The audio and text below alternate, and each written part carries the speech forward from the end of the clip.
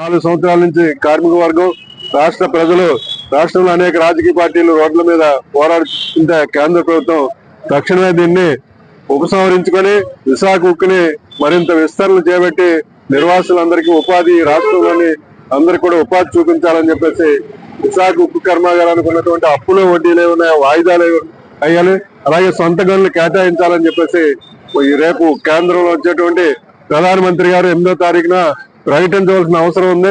ఎందుకంటే ఆంధ్రులు పోరాటాలు త్యాగాలు చేసి అతిపెద్ద స్టీల్ ప్లాంట్ విశాఖ ఉక్కు కర్మాగారం ప్రభుత్వ రంగంలో శ్రీశ్వర స్టీల్ ప్లాంట్ ని కాపాడుతామని గతంలో హామీ ఇచ్చారు. హామీని మీరు నెరవేర్చకపోతే మటుకు ఆంధ్రులు పెద్ద ఎత్తున రేపు 7వ తారీఖున విశాఖలోని ప్రదర్శనలు జరుగుతున్నాయి. రాష్ట్ర వ్యాప్తంగా కూడా ప్రదర్శనలు జరుగుతాయి. మీరు 8వ తారీఖున స్పష్టమైన ప్రకటన చేసి నిర్వాసులకి ఆంధ్ర ప్రజలకి న్యాయం చేస్తారని చెప్పేసి మేము డిమాండ్ చేస్తున్నాం.